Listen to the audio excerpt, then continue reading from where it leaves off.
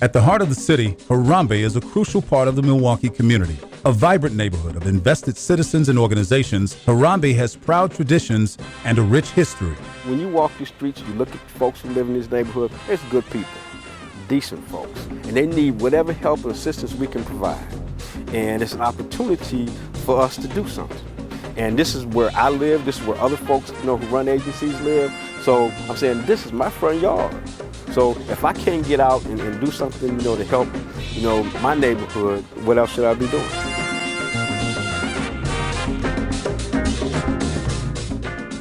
I've always felt lucky to be able to work in this neighborhood because this is really the hub of the African American community. This is the embodiment of African American culture and tradition in Milwaukee. Like many Milwaukee neighborhoods, today's Harambee faces challenges. But in the face of difficulties, the neighborhood is determined to create solutions. Resident Julia Doyle shares some impressions from moving to Harambee in 2007. A lot of the people were active, but they were active only on their respective blocks. They knew one another, but they weren't as cohesive as they could have been.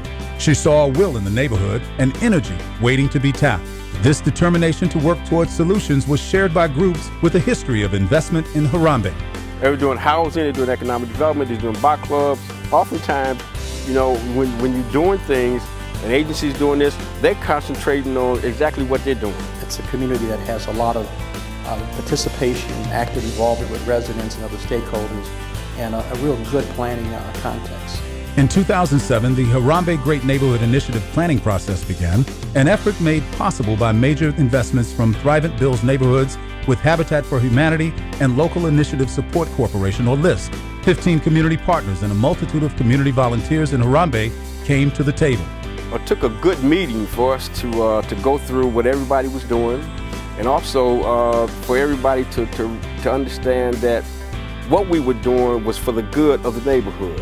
The Harambee Great Neighborhood Initiative adopted targeted focuses in economic development, affordable housing, image, health and safety, community connections, and arts and culture. It brought together stakeholders, residents, into a planning process that was very participatory.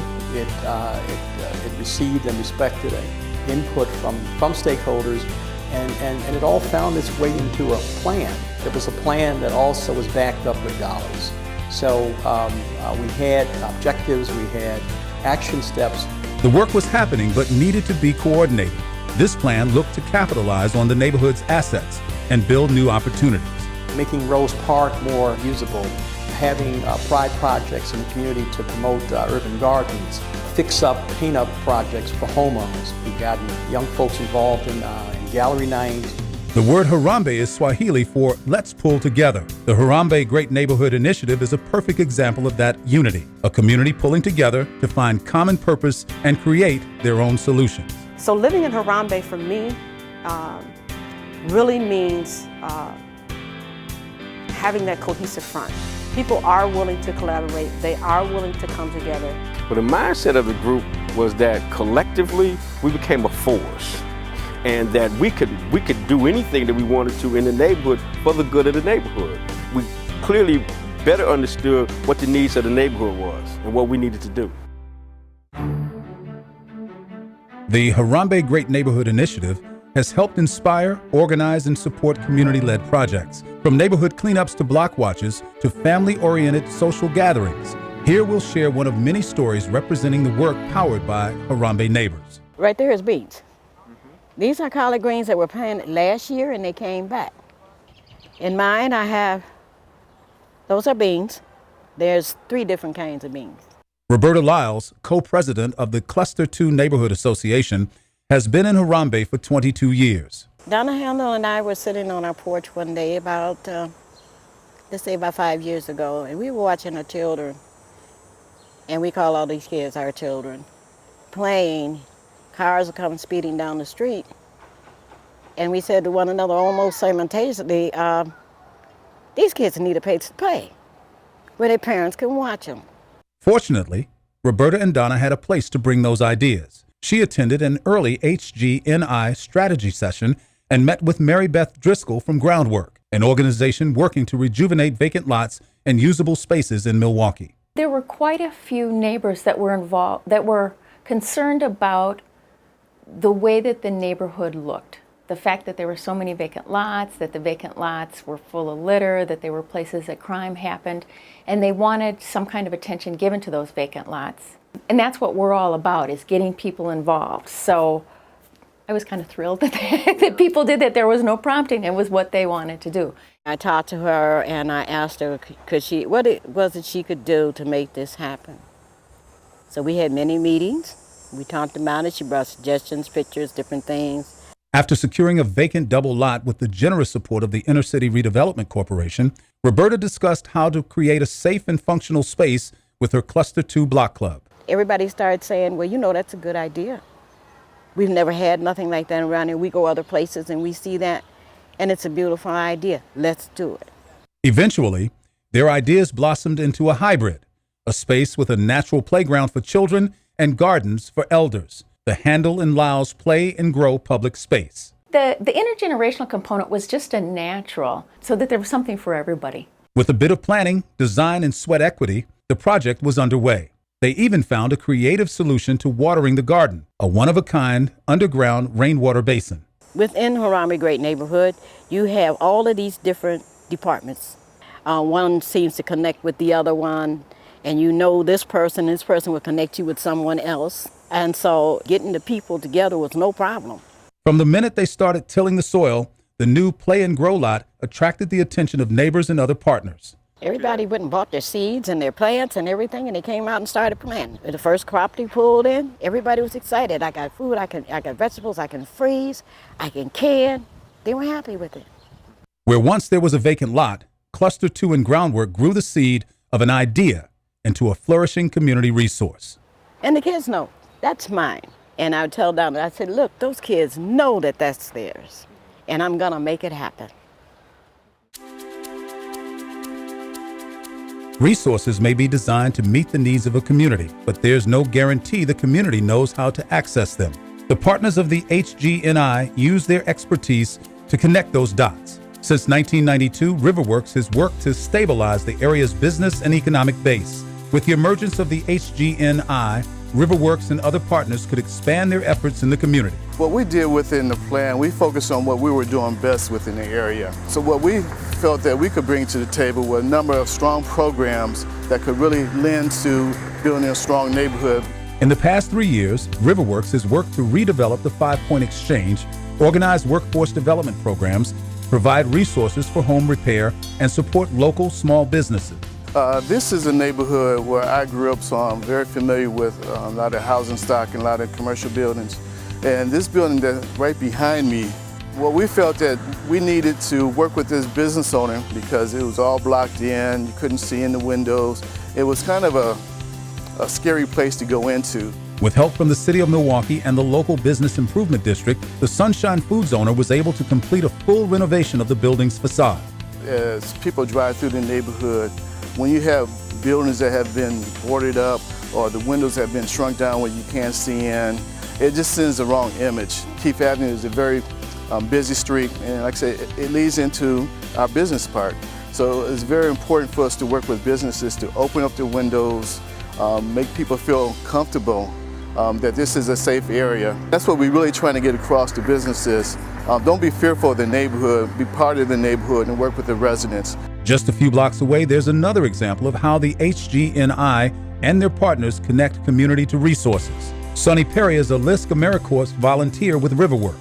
She helps residents connect to home improvement programs like Allied Church's Teaching Self-Empowerment, Habitat for Humanity's A Brush with Kindness, the City of Milwaukee, and WIDA. People may be doing more energy efficient things to their homes, like installing furnaces that are more energy efficient, light fixtures, have roofing projects. Some projects are for beautification, some for efficiency, and others are for major home improvement necessity. This was a new ramp that was built on her house, and this person is Miss Eartha Collins, and she was one of the first residents who I was able to connect with when I started. With Sunny's help, Eartha, a military widow, connected with Heroes at Home, a program for veterans and their families, as well as Rebuilding Together, a home rehab nonprofit. Oh, I'm very thankful for it because, like I say, it helped me to be able to maneuver around. It's just really great to be able to connect people to resources, to be involved with organizations that are serious about bringing resources in the community to help people that otherwise wouldn't know about them. The stakeholders of the HGNI came together for a common cause, and their commitment has sparked others to join. Over the past 3 years, Harambee has seen major housing investments by groups such as Habitat for Humanity, the MLK Economic Development Corporation, Inner City Redevelopment Corporation, and Allied Churches Teaching Self-Empowerment. Melissa Goins, founder and president of Moore's Development, is another developer investing in Harambee. In the upper Martin Luther King Jr. Drive area, the newly completed Heart and Hope Place is a 24-unit residential building developed by Melissa. We offer our residents a club room, a fitness facility, outdoor playground equipment for youth, a raised bed for gardening, an outdoor patio, and some beautiful artwork that was done by Reginald Baylor Studios. Seeing other investors come to Harambee, Melissa saw a prime opportunity to build on a block that's come to know boarded storefronts better than new construction. I've been exposed to downtowns and third wards, and when you see those new buildings and those condos and those apartments going up near the lake or near your city halls, it makes you wonder, well, why don't your urban centers get that type of love? And so when you put a building in an urban area that's been possibly downtrodden, that has a lot of blight, you know, when a new building comes up, it really satisfies the mission of pride and hope. It gives individuals in these urban zip codes just something beautiful to look forward to. I am Pamela Morgan. I'm a hairdresser and a mom. Longtime Harambee neighbor Pamela first came across Heart and Hope Place as it was being built. Every day on her way to work, it sparked her curiosity. I prayed for 5 years solid for a new home. I asked God for a new home. Pamela loved what she saw at Heart and Hope Place. She arranged an interview with the building manager and was soon accepted as one of the first residents. I was just so overwhelmed with joy. It was like, oh, I get to park my car on the inside, underground parking. I've never had underground parking. Then the computer lab, I get to work out, get on the treadmill and exercise. Pamela was able to stay near her work and family. This new home represented a major step. There were times when this dream seemed out of reach. On a personal side of me, I'm a recovering drug addict. September, I will be 11 years clean, and I had to get through the guilt and shame and the worthlessness that I dealt with for so many years. I do deserve this. I do deserve a new home, and I'm thankful to God for it, and I really love and appreciate where I'm living at. I thank you guys for, even considering me, because it is I believe in prayers being answered. Recently, Pamela moved in with her daughter. Heart and Hope Place was now officially their home. Before I moved in, when they handed me the key, I went up in that apartment and I looked around and I hit my knees and I prayed and I thank God. I thank God for my new home. Heart and Hope Place was made possible by a reinvigorated Harambee neighborhood, and it's more than a financial investment. It's a step forward for a neighborhood and its residents. What we do with this urban revitalization, with this housing and this commercial space and these amenities really has the ability to impact and change lives. It's just, I'm still overwhelmed. I'm still in disbelief. I'm still overwhelmed with joy, and I'm still just grateful. As the Harambee Great Neighborhood Initiative completes its first phase in 2011, the group asks itself questions. How can we sustain our efforts to grow community? How can we better serve Harambee? How can we develop the next wave of leadership? A project from HGNI and Riverworks hints at how those questions will be answered. After completing a mural at the Clinton Rose Center, acclaimed visual artist Ronaldo Hernandez spearheaded a project with a group of neighborhood youth along the Beer Line Trail. Back in the day, it was called the Beer Line because Slits, Paps, and Blatts, the rail cars would go through this area. Then we learned by doing research that the great circus parade in Baraboo would come down and they would stop with all their circus paraphernalia and their animals and the elephants and stop right in the same section. The youth working on this project found new purpose for the forgotten strip of land, a trail and mural celebrating the rich hidden history. Raven Brandon was one of those youth. Before we even started, we had to do like a lot of research on the area, kind of get a feel for what was here, what used to be here, why we're doing this. We had to do some sketches, planning on what we wanted for the mural. All ideas come from a vision. So the vision was to fix up this railroad corridor, and it had like 11 tons of garbage was pulled out of it. And then they landscaped the area. They put an asphalt trail along it. So the mural is on the beginning part. Now they have a wrought iron sign that says beer line, and the businesses in front help fund it and help supply it. This project pulled together neighborhood history with investment of community leaders and put it in the hands of the next generation. I mean, it felt pretty good to know that I was able to contribute to a neighborhood that didn't look as nice before we started, and once we started, it started coming along and looking like something you can be proud of that you were a part of. Because it has a domino effect. Like when I did a mural on King Drive, my first outdoor mural, the neighbors would see what's going on. They would see the process, and then I come there every day and keep on doing it. Then they see, well, somebody cares, and then they see beauty from the wall. Then the neighbors start cleaning up the vacant lots, so they start fixing their houses up. So that's the effect of it. And then people say, well, there is hope of our neighborhood just from an art project. The Harambee Great Neighborhood Initiative is proud of what they've cultivated over the last 3 years, pulling together resources, empowering neighbors, and building where there had once been blight. But the work is not done. You have to remember that during the process, during those 3 years, we also had an economic downturn. So there was a lot of things that happened to this neighborhood that still need to be rectified, and it gives us a map, a road map to run on. We've done a lot of housing, but now we need to focus in on jobs, we need to focus in on economic development, and we need to focus in on doing some things for young folks. We've come a long way. We have a ways to come, but I tell you, we really have, I think, gotten over the hump, and I think we're headed in the right direction, and there's a lot to build on. Harambee has so much potential. It's a great place with great partners, great investment. You know, for us, Heart and Hope Place was close to a $6 million transaction. So we're here and we're committed. And we don't want our investment to stand alone. So we too become sort of a beacon of hope or possibilities, because we will look to do things in the adjacent blocks and neighborhood to make it stronger. The community and HG&I are ready for what's next. Partners and residents have drafted a 2 to 5 year plan, building on the strong foundation they put in place with support from Thrivent Builds Neighborhoods with Habitat for Humanity and Local Initiative Support Corporation. Pulling together is not just a slogan for Harambee, it's how the community finds solutions to problems from within. A chorus of voices coming together in unison. Harambee is not just standing together, it's growing together.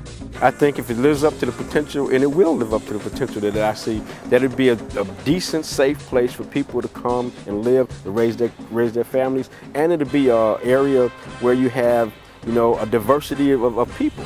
That would be my hope for the community, that we begin to share with one another our everyday lives. There's so much at stake in being, in having this all work out and being positive. I think that if we look at the past and what this neighborhood was and how vibrant it was and how important it was to the larger community, not only the African American community but the larger community, I think we can recreate that. I think we can bring that back.